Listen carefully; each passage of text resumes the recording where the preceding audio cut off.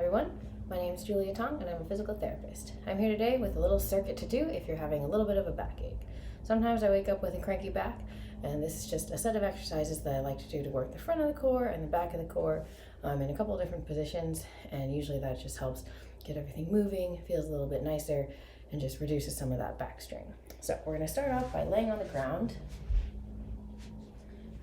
And I like to put my hands on my hips here, and we'll do a hook lying anterior and posterior pelvic tilt. So you just roll your pelvis back and forth. Pretend like your pelvis is a bowl and you're rolling it away from you and towards you. And you might find that one direction is a little bit more painful than the other, so just do it smaller at first, and then you can get bigger and bigger as you go. I don't really count here, I just do it until it feels like it eases up. And make sure you're breathing. And then the next one we're going to do is I like to put my feet together, and you're just going to rock your knees side to side. And again, if it's really painful, just start smaller, and then as it gets a little bit more loose, a little bit more comfortable, you can roll your knees a little bit farther off to the side.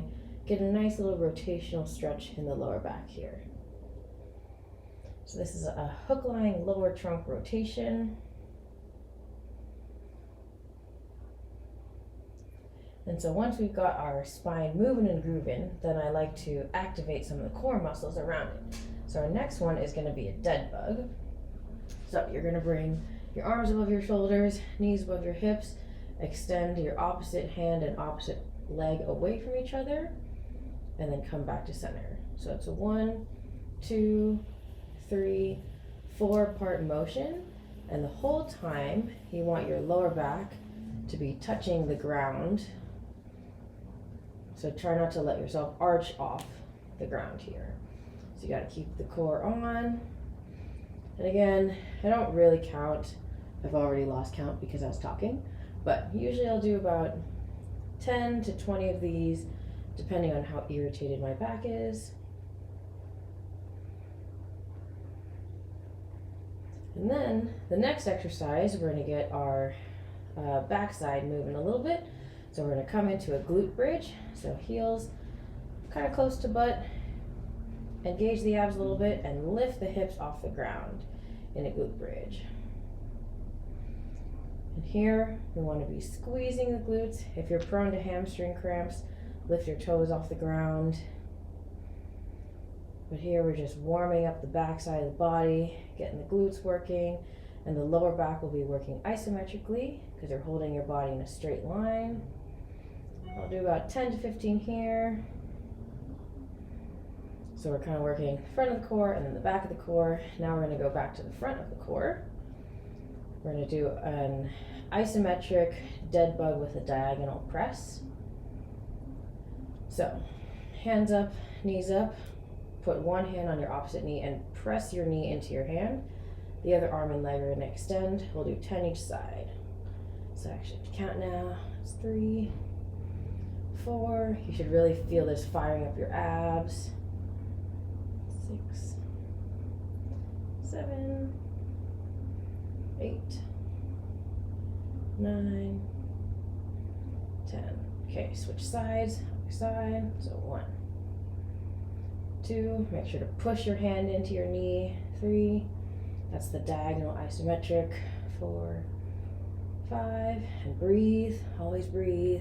6, 7, 8, 9, 10. And usually I find that getting the abs engaged really helps to kind of relax the back. So we're going to do some Pilates hundreds here. So knees are going to come up, curl your shoulder blades off the ground, and then pump your arms up and down 10 times.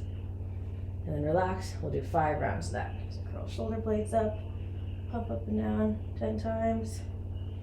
And my counting is approximate because as soon as I start talking, I can't count anymore.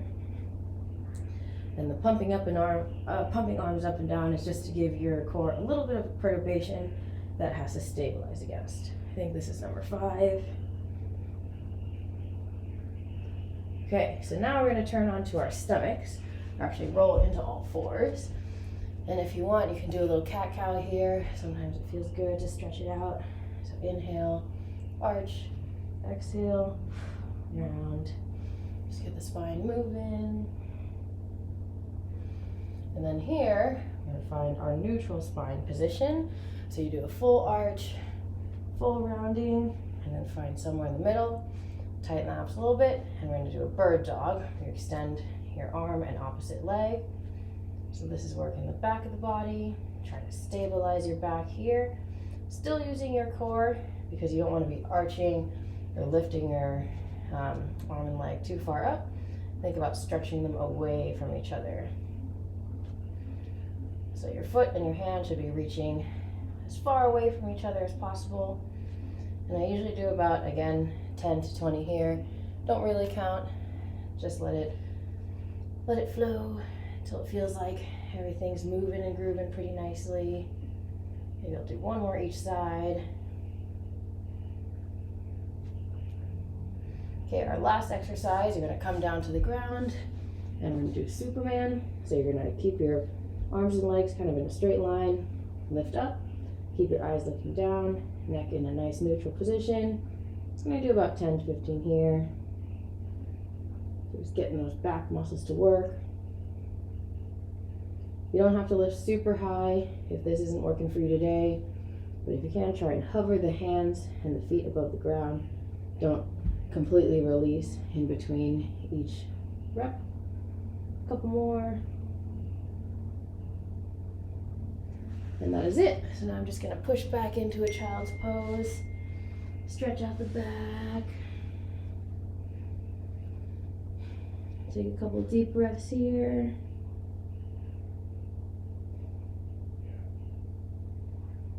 And that's it.